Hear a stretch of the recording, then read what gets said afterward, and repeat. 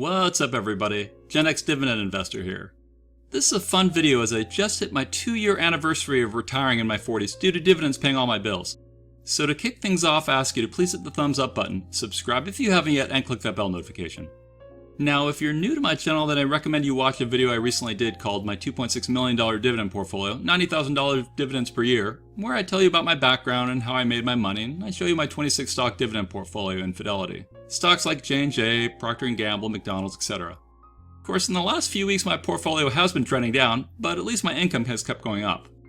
The TLDR on my background is that I've been investing in the stock market for almost 30 years, which means through the dot-com crash and the 2008 financial crisis, and I'm someone who is very passionate about dividend investing.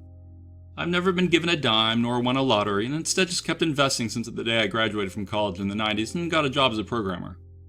I like stocks enough that I started an investment club with some friends shortly after I started my first job, and we formalized the club as a company since real money was involved.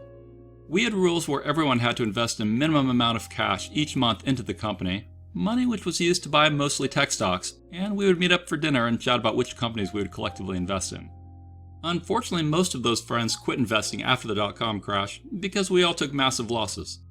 I started my dividend investing channel on YouTube over 3 years ago, primarily as a way to share my perspectives on investing with my kids once they were old enough to care. Over time I came to appreciate that I can influence lots of people around the world to invest, and that I get to learn and teach my kids how to start and grow an online business from scratch. Investing in finance is a fun and educational hobby, and I've been into researching, talking about, and ultimately investing in stocks for multiple decades. Like, check out this email I got over 22 years ago. It says, "Welcome to the StockJungle.com community. You've joined the jungle, the internet's first and only rated stock picking community where intelligence and accountability abound." I found that email on an old Hotmail account, which was a company Microsoft bought in 1997 and rebranded into their Outlook email. Back then, Google didn't exist, so getting a free email account from Hotmail was a pretty cool thing. I actually signed up for multiple Hotmail emails in the 90s, and since relatively few people were using email around that time, I was able to get an email that was only a first name at hotmail.com, and have been offered money over the years from various people who wanted to buy it. Which is funny because I actually get kind of embarrassed when I tell someone that I have a Hotmail email, but I use it for general spammy stuff, and then I use Gmail for my more serious stuff. An old email is kind of like an old phone number. You hate to lose it because so many people you know have it. Anyways, when I started investing I was only making $30K a year, which is like $60K now, which is decent, but is nothing crazy like some of the salaries I hear new software people can make these days. Still, it was enough for me to waste lots of money on girls and cars and travel and video games and such, rather than invest every dime I had. But I had some fun experiences, so it's all good. And more importantly, I did keep investing small amounts of money over a long period of time, and whenever I came into bigger amounts of cash, like from bonuses or from selling a house or whatever, then I'd lump sum invest it. Compounding is a real phenomenon, and I've seen how my retirement account grew to be worth over $1 million today, even though I almost never invested the max annual contribution amount. Of course, if you really want to accelerate your gains, then live frugally and drive that extra cash into your portfolio. Okay, so after decades of compounding, I finally turned my drips off, which I shared in a video I did called Huge Dividend News about my portfolio. I can't believe 2 years have passed since then. I'm now an even bigger believer in how amazing and life-changing it's been to literally do nothing and get paid dividends from incredible companies that you're an owner in. And by nothing, I mean nothing. I currently have things set up in Fidelity so that most of my dividend cash flows directly into my bank account, and that auto-transfer feature of theirs was something I learned about this year. I can't tell you how cool it was to be on vacation in Europe a few months ago, vacation paid by dividends, and get notifications that new dividends have shown up in my bank account. I mean, picture this. I'm on a train with huge windows, traveling through the Swiss countryside with my family, and I can press a button on my iPhone to see that my checking account balance just went up because I'm getting paid some profits of the companies I'm an owner in. Your takeaway is to invest in good, cash-flowing assets rather than waste money on expensive brands that might make you look rich but actually slow you down from becoming rich. As I appreciated the scenery on that train, I remember thinking that I'll go to my grave being blown away at how amazing dividends are, and how I desperately want to get the word out for people to invest. Dividends aren't a get-rich-quick thing, but they can be a great get-rich-slowly thing. Investing in quality dividend companies reminds me very much of working out. If you stick with your workouts and you educate yourself on how to train appropriately, and you do that for a long time, you can get that six-pack you might want, or you can bench multiple plates on a side or whatever. And even if you don't hit specific goals, you're still on a better path. And as you get new income streams, I think you'll find that not only is your financial health improving, but also your mental health is.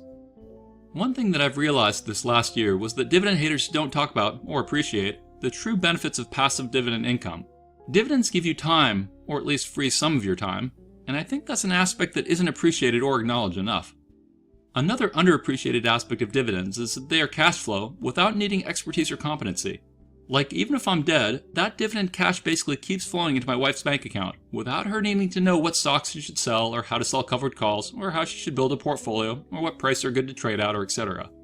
My wife is the best person I know, but she's terrible with numbers and stocks and blah blah blah, so simple dividend cash flow is a godsend. Saving time is a really big deal. People pay a lot of money in life to save time. Entire businesses have flourished just because they can do a task which saves you time. Dividends are truly the purest form of real passive income out there. Now, there are lots of ways to make money in life. I recently got an offer on LinkedIn to consult for a software startup, and it's nice being able to say no thanks because your dividends have been paying you more than you need. I've actually noticed that Fidelity starts processing a dividend a bit before it pays out. Sometimes it goes into that processing state on the morning of a payout, and sometimes days before, depending on weekend timing and holidays and stuff. Once Fidelity shows a dividend is processing, then you can submit a trade on that cash, but you can't withdraw it until around 9 p.m. Pacific on the actual pay date. Then it takes around 2 business days for your new dividend cash to show up in your bank account, whether you manually transfer it or if you've set up that auto transfer feature. Another benefit dividends have given me, which dividend haters don't talk about, is that I don't have to stress about selling shares in a down market. Sure, there are reasons to sell, and I did a video you can watch called When to Sell a Stock, but selling good dividend stocks is an exception edge case. It's not what your strategy is.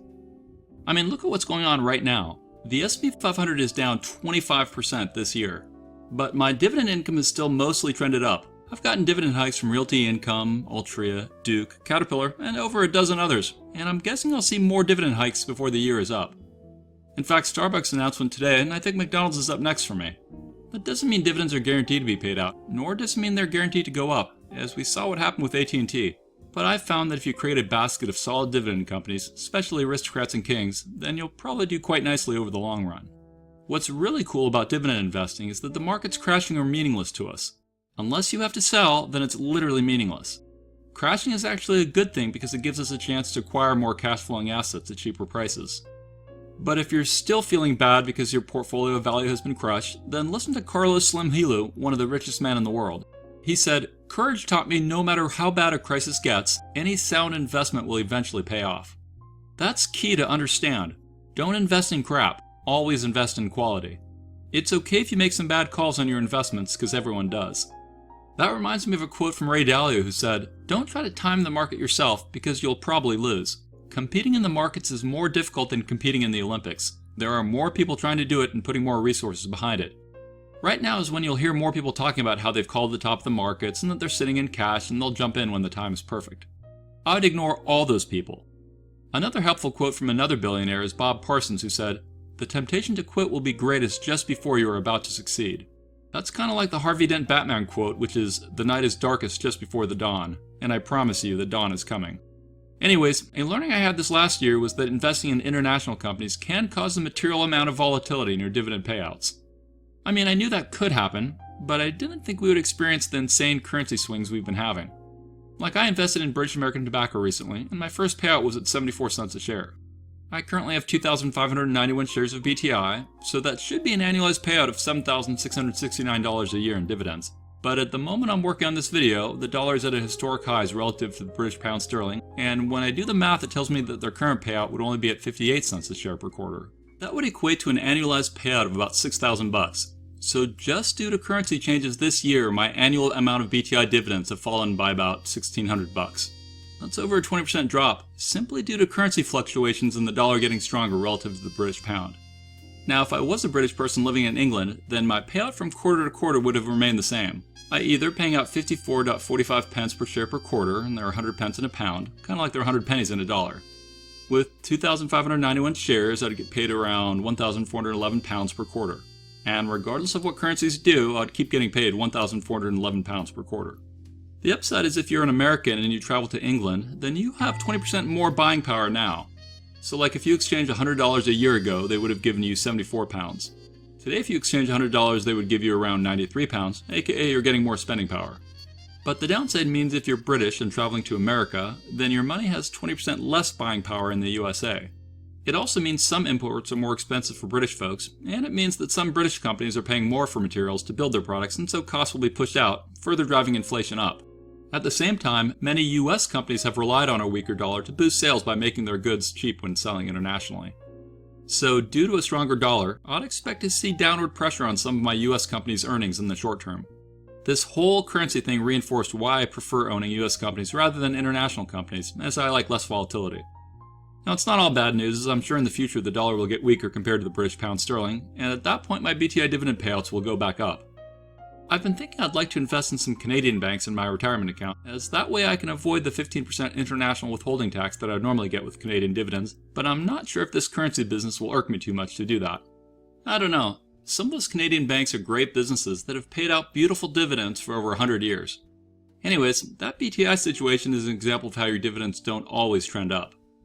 Regardless, my big message for this video is that dividends work, they are as amazing as they seem, and in the second year of being financially independent due to dividends, I only feel stronger about them than I did in the first year. But over this year, I've still seen a bunch of comments that show me that some people don't understand dividends enough. A comment I hear now and then say that dividends suck because the taxes on them suck. I don't know, they didn't suck for me. 6 months ago I turned in my taxes for the 2021 tax year, and I owed $0 in federal income taxes due to my dividends. Is $0 sucky? What are you smoking? Hopefully it's something from Altria, Philip Morris, or British American Tobacco, all of which I'm long in. But if you still think the taxes suck, then maybe you should lay off the puff a little bit since you're obviously clouding your vision too much. Go outside and take a walk. Which reminds me, I was taking a walk this weekend with my wife, and we stopped and chatted with various neighbors along the way. This one neighbor is in his 70s and has lived in the neighborhood for a long time, and he loves that he gets to see his grandkids almost every day. So it surprised me when he mentioned that he was going to start a new job. He said he'd been retired for almost a decade, but with the market dropping 25% and looking like it could drop a lot more, and with inflation at almost 10%, he's no longer confident that he'll have enough money to stay retired. He had built up a retirement portfolio and is doing the classic 4% rule, where he sells off 4% of his portfolio each year and then uses that amount, along with the Social Security, to pay all his bills. But as things keep falling and as inflation has shot up, he's been getting pretty stressed about things. I tried to lift his spirits by saying the markets could go up or even sideways for the next decade, but then he said he'd still be screwed even if it went sideways because he was planning on inflation being at 2%, not 10%. And while he thinks inflation will eventually come under control, he's totally freaked out about running out of money and living too long. Man, it really sucks that he's worried that he might outlive his portfolio. I started talking to him about dividends, which he was aware of, but it had never occurred to him to focus on dividend income, and he was too scared to change things at this point in his life. I explained that he didn't need to change everything, i.e. he could still go along his 4% path, but maybe he could also start investing in a dividend ETF as he gets more investable cash from his job. Anyways, I took 3 lessons from that interaction that I'll share with you. Number 1 is that the 4% rule sucks. As a refresher, the 4% retirement rule is a guideline that suggests that withdrawing 4% of your savings and/or portfolio each year will give you a 95% chance of not running out of money by the time you die, and that 4% withdrawal amount is adjusted for inflation each year. So let's say you had a $100,000 portfolio when you retire. 4% of that is $4,000, so you would sell $4,000 worth of stocks in the first year and use it for expenses.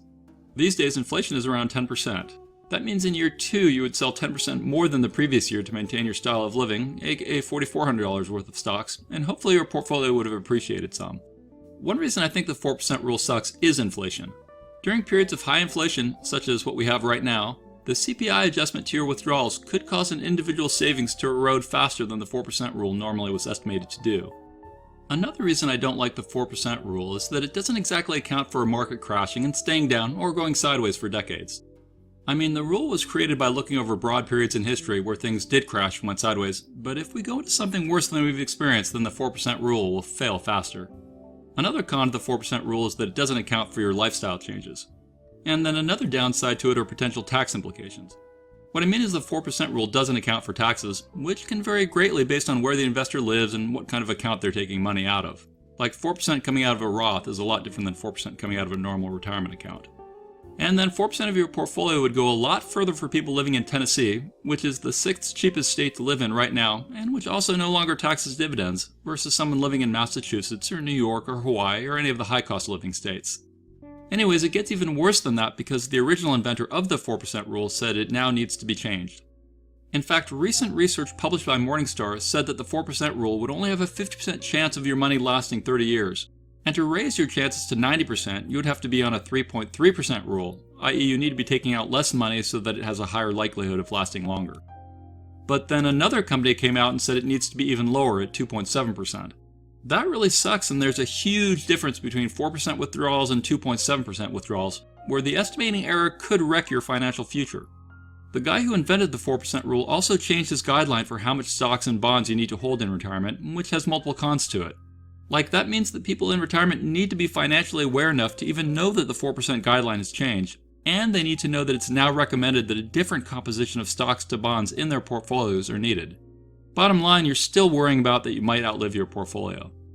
To me, it's pretty clear the dividend route is the safer and better path. And the nice thing is that the dividend route still has a safety net of selling stocks if they need to, as a fallback plan as opposed to the primary plan. One nice thing about a portfolio of quality dividend stocks is that they've outperformed non-dividend stocks, on average, over much of history, including around the world. Hartford Funds found that companies that grew or initiated a dividend have experienced the highest returns relative to other stocks since 1973, with significantly less volatility. Thus, even if you have to sell some dividend stocks, odds are they'll have made better returns for you than non-dividend stocks, and you've been getting dividend income all along. As always, what happened in the past doesn't mean it will happen in the future. Now, some people will complain that many dividend hikes aren't keeping up with inflation this year, but as I've shown you in a previous video, studies have been done that show that dividends have had greater hikes overall than inflation has gone up, so don't tunnel vision on our current 10% inflation edge case and think it applies to everything. And the fact that dividends have often beaten inflation also means that your spending power tends to trend up over time.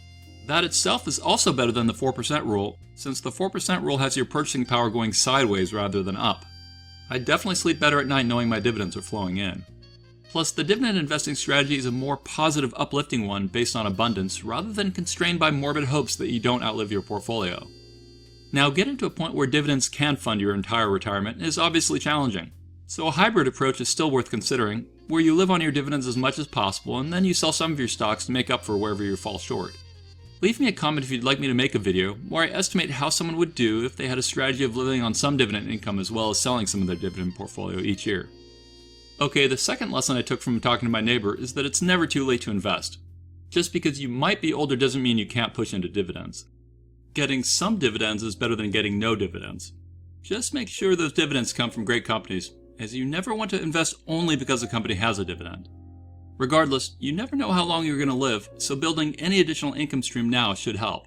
The fact is there are massive amounts of capital being poured into longevity technology, and between things like CRISPR and nanotechnology and genetic engineering and new medicines and treatments, you might very well live to be 200 years old.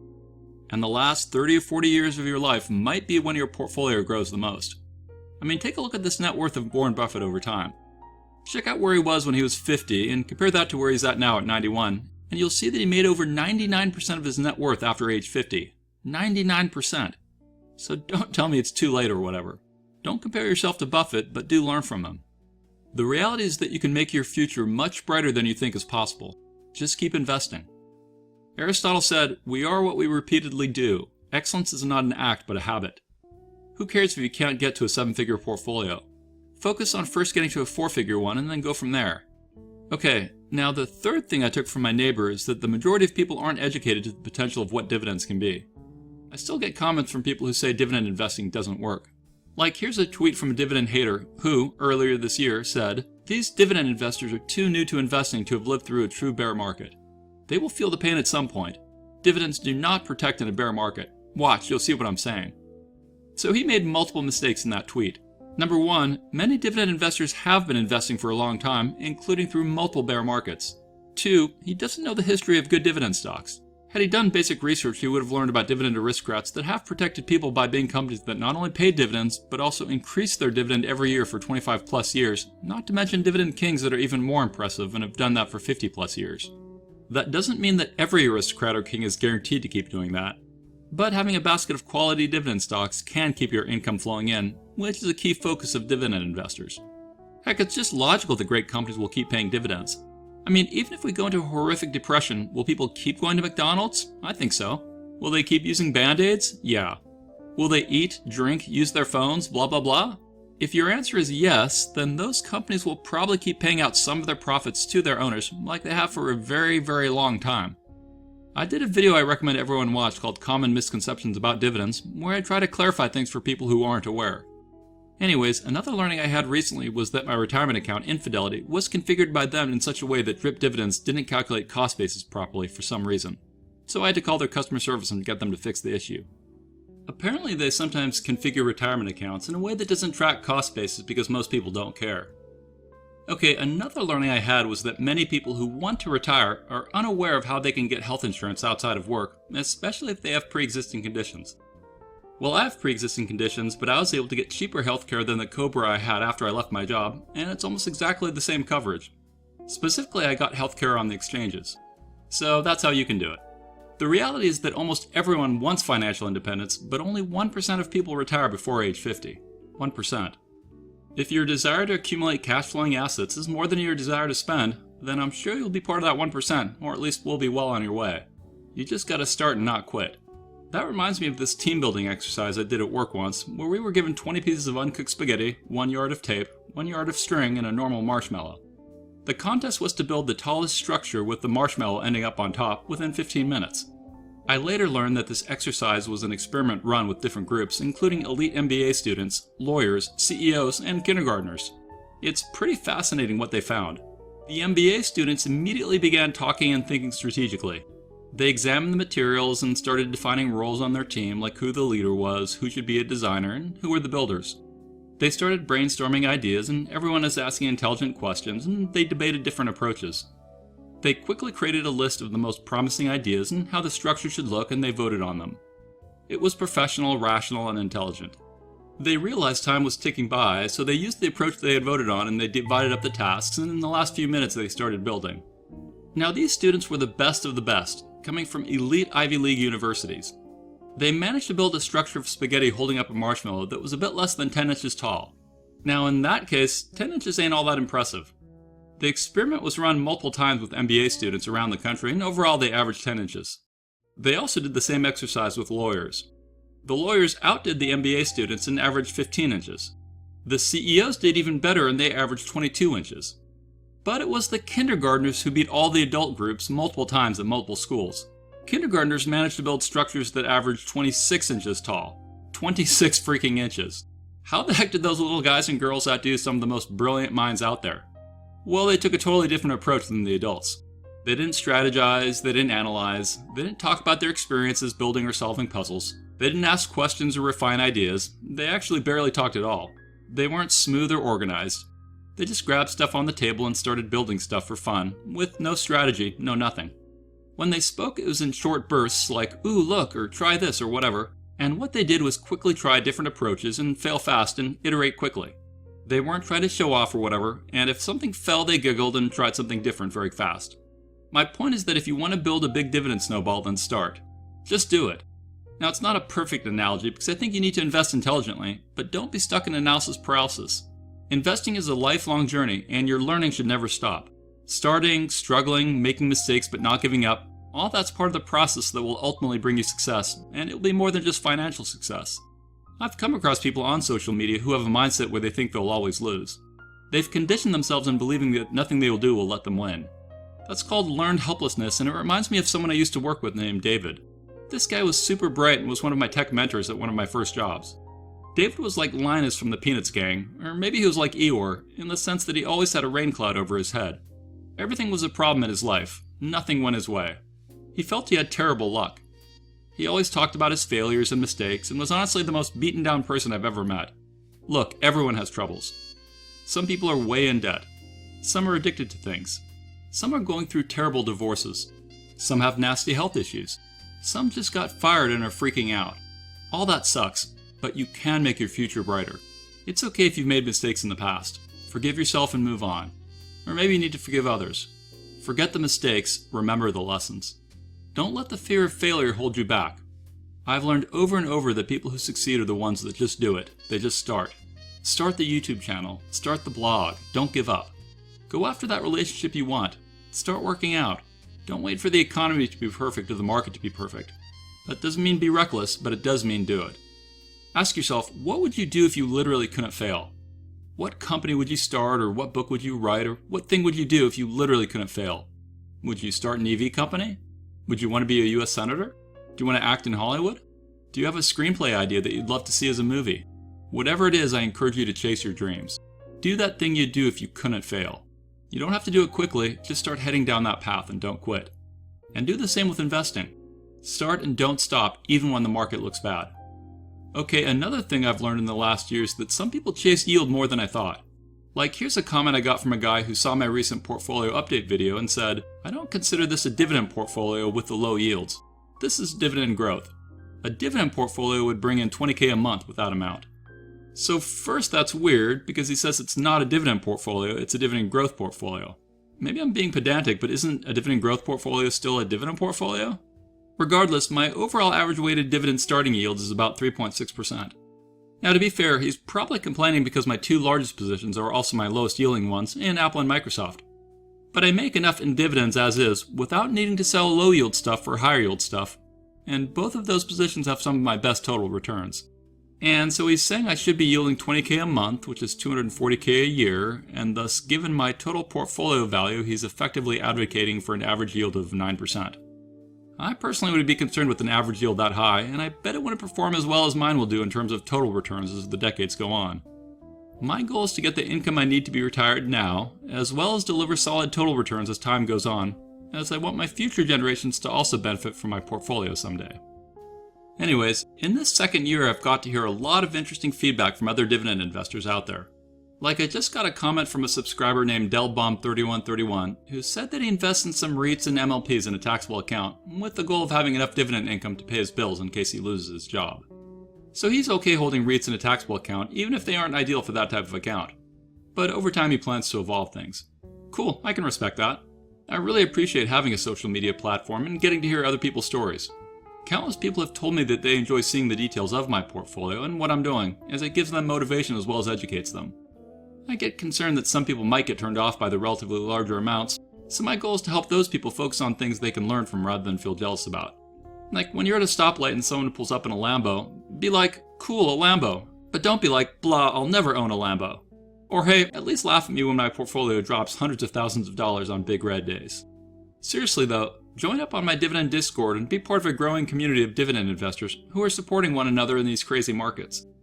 I've noticed that less people invest as the markets crash, and some people get so turned off by all the red that they eventually quit. Heck, I was talking to my daughter the other day, and she's annoyed because she's seeing so much red in her portfolio lately, and she's like, "Why don't I just put my money in the bank?" Feelings like hers are normal and are a big reason why investors leave the markets. But being part of an investing community can help motivate you to stay the course. A fun realization I recently had is that I now enjoy dividend hikes even more than I did a decade ago, because a 5 or 10% increase now means a lot more in dollars. I mean, like, when my portfolio is making $200 more a year, I think, neat, that could be a few more fun pizza dinners, or whatever. But it is still strange watching videos or reading articles from people who are supremely confident that dividends won't work or are terrible. I guess if you're someone who has weak hands and can't commit for the long haul, then I can understand why you wouldn't do well with dividends. But I hope you succeed in whatever path you take. Now, to close things down, I'd like to do a quick pitch. Please consider clicking on my Amazon affiliate link in the description of this video and then go shopping online. That's a nice way I can get a small commission from what you buy, and it doesn't impact your prices. So it's a helpful way you can support my goal of educating the world to the wonders of dividend investing. I also have some hilarious investing merch which you can buy using my Teespring link. I automatically donate 10% of my merch profits to St. Jude Children's Research Hospital, one of my favorite charities. And now I'd like to shout out my latest YouTube subscribers who have signed up to support me on patreon.com at the Aristocrat tier. So thank you Cool Guy Storm for signing up as an aristocrat. Thank you Printed and More. Thank you Pistol Pete. Thank you Vino. Thank you Jacopo for signing up for an entire year, which gives him a 10% discount. And thank you Polaris for also signing up for an entire year. Patreon aristocrats and kings gain access to my dividend portfolio tracker spreadsheet tool, along with they gain access to multiple private channels on my Discord, including one where I let people watch my videos before I release them to the public, as well as I often let you vote on which thumbnails I use for my new videos, or what title I should use. Kings also get to have a private 30-minute monthly voice discussion with me. Note, I currently have no more king or aristocrat slots available. I provide more hands-on support to people who sign up as Patreon aristocrats or kings, so I have to limit how many people I'll let sign up to those upper tier Patreons. But as I continually automate my spreadsheet more, working with my partner Men8V, then I'll allow more people to join up at the aristocrat tier. So if you do want to sign up, then just check my Patreon page every so often. Remember, I'm not a professional financial advisor. I'm just some random guy who loves dividend investing and wants everyone in the world to invest intelligently. The best investment you can make is in educating yourself. Anyways, if you made it to this point in the video, then please hit that thumbs up button, subscribe if you haven't yet, and click that bell notification. And don't forget to join my free Dividend Discord chat server, a place where thousands of dividend investors come to learn, hang out, and chat. Thanks for watching, stay positive, and I'll talk to you again real soon. I am not a financial advisor, and these videos are for entertainment, inspiration, and educational purposes only. Investing of any kind involves risk. I am only sharing my opinion with no guarantee of gains or losses on investments.